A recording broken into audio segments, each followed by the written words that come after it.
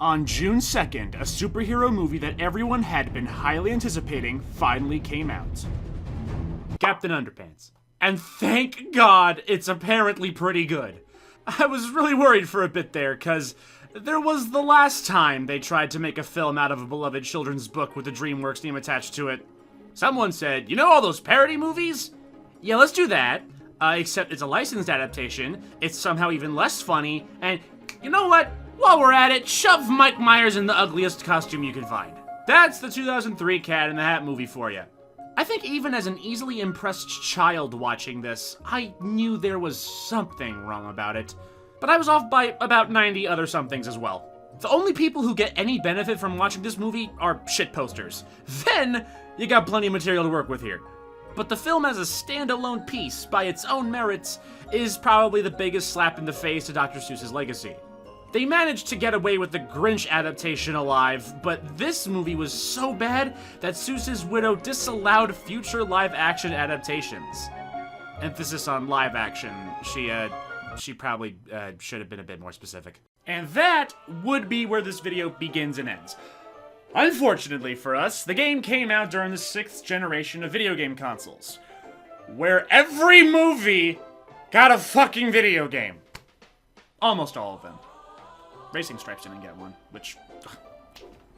What a darn shame, that one. And again, as a kid, I loved this movie. Unironically. So, of course, I had to get the game. I had to complete the authentic Cat in the Hat experience. And I played the crap out of this game. Oh my god, I think it was the first game I ever 100% completed. Ooh, boy! Well, 2003 me, you got about 2 minutes to explain yourself, dude. Please don't open with narration, please don't open with narration, please don't fuck! So the cat, either voiced by Mike Myers or a sound-alike, I can't be bothered to check, goes over the basic premise of the movie. Have to recapture all the loose magic which has transformed the house, and recover the lock from Mr. Quinn, the nasty next-door neighbor who's also collecting the magic in order to make himself immensely powerful. Hey, what's this him being immensely powerful? That wasn't in my script. Yeah, you thought the movie barely followed the book? The game barely follows the movie that barely follows the book. That's 3 times the barely! Also, fun fact, that's what the actual script for the film looked like. Illegible gibberish that appears as blank lines. But you know what? The further away we get from the movie, the more likely we'll get through this okay, so I don't know what I'm complaining about. I know what I'm complaining about! I take it back. This is fine. Whose idea was this one? The story was worth abandoning, but we had to keep the aesthetics? Not sure I follow. You know, it's a bad sign when the options menu agrees. A little voice inside of me is saying, this is a really bad idea. When you start the game, Alec Baldwin jumps into the clock level. Any attempts to ignore him and explore the house at your own leisure, and you're met with... You can't leave here yet. It just keeps getting worse and worse. You can't leave here yet. You can never leave. So you're forced into the first level, which serves as the tutorial level. And right away, I actually have to thank this game for one thing. It doesn't cram the tutorials down your throat.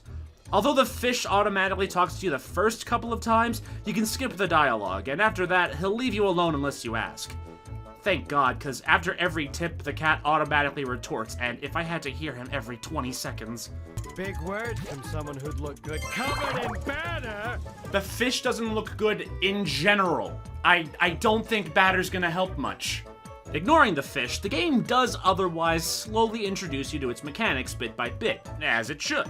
But more important than telling me how to play your game is the first impression you leave me, and it's not the worst first impression I've ever got. It's a 2.5D platformer, which was probably this game's safest bet. Cat, after you find it deep in your heart to get over his appearance, controls alright. The graphics on anything that isn't a face are decent, the design of the worlds themselves are simple yet creative, and the music's actually pretty good too. Here's the problem though.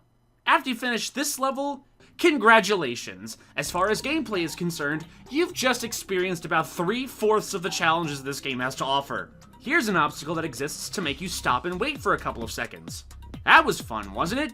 Can't wait to do that at least 5 times in every level. Everything you see in this opening level is in every subsequent level in some fashion. The game very, very rarely throws in a new trick to mix things up. In level 2, these goop machines are introduced. You fire a bubble at enemies and turn those bubbles into goop, which you then use to destroy goop boxes in your way.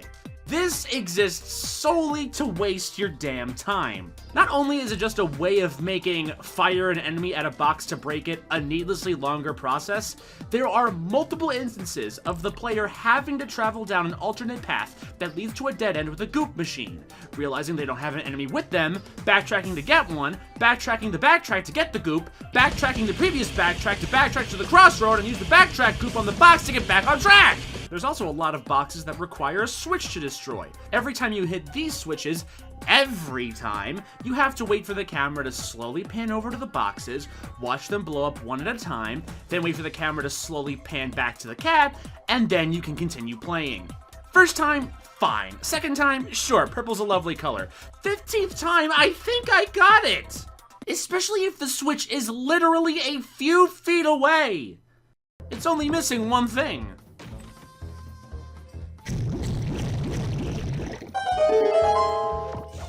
Well, it's been well over 2 minutes, Chris.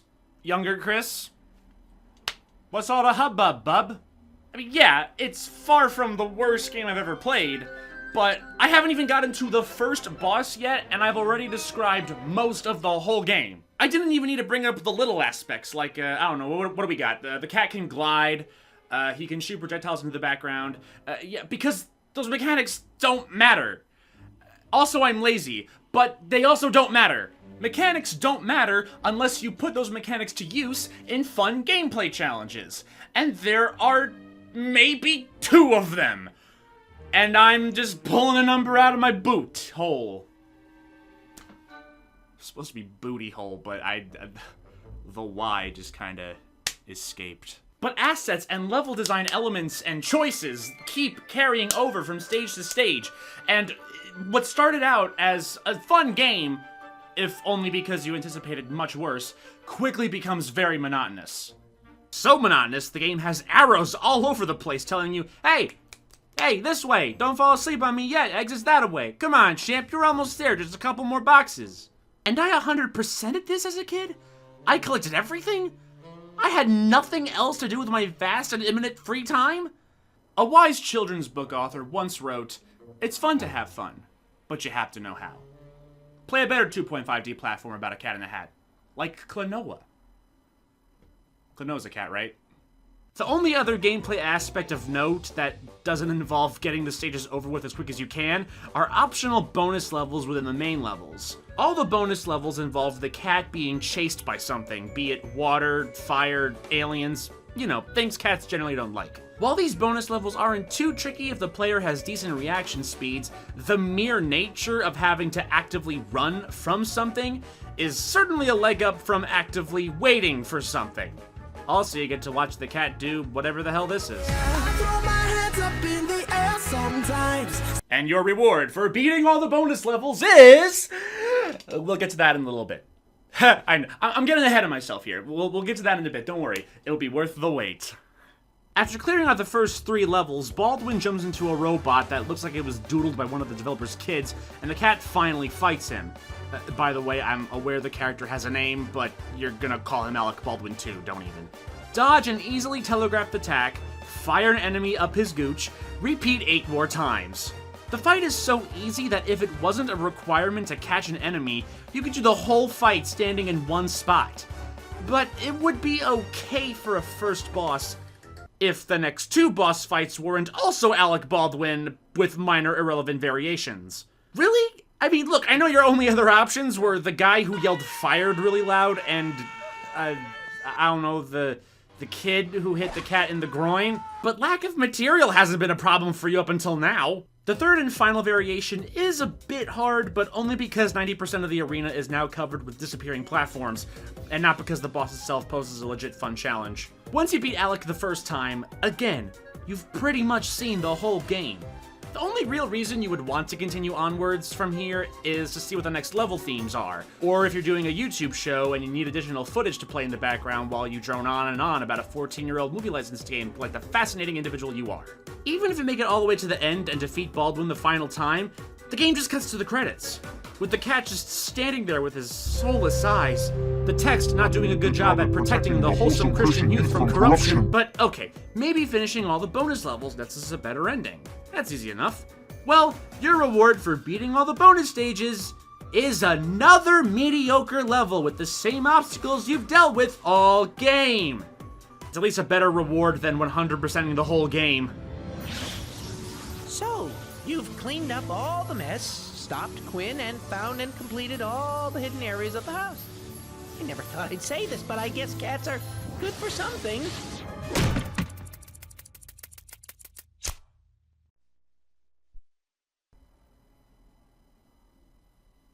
Well, I never thought I'd say this, but you would look good covered in batter. 'Cause that implies you're dead! This game gets real boring real quick, and continuing to play it any longer than, I'll be very generous and say an hour, will not net you any satisfactory reward. And yet, at the same time, I actually have to give this game some praise.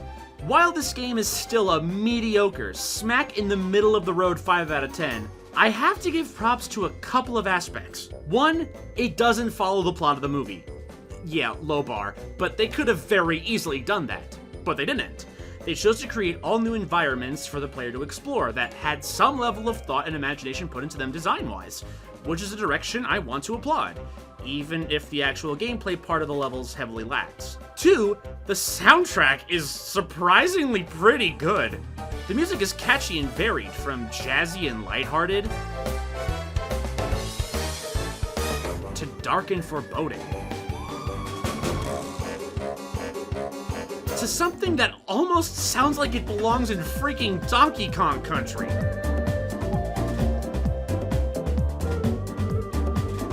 Even the 57 fights with Alec Baldwin have some great battle songs. This soundtrack won't win awards, but it deserves way more than The Cat in the Hat, the book, the movie, the game. Although whoever had the bright idea of adding record scratches every 5 seconds in level 3, yeah, never do that again. YouTubers do a pretty good job overusing that sound effect ourselves already. We don't need your help. That aside, however, the rest of the package is, at best, the bare minimum one should shoot for when making a game. Now, in this instance, the bare minimum is above and beyond in a fucking weird way. So, while I can't outright say it's a bad game, there is absolutely no reason to play it. Yeah, you could put it on for your kid and they'll be preoccupied, they'll be fine for like a couple hours or so, but why would you pick this one? You have so many other options, just give them a better game. Like Klonoa.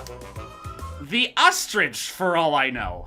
So I found this coupon book in the DVD case, and obviously all these coupons have long since expired, which sucks, because I could have gotten a watch, I could have gotten Cat in the Hat books, I could have gotten some cleaner fluid to pour in my eyes.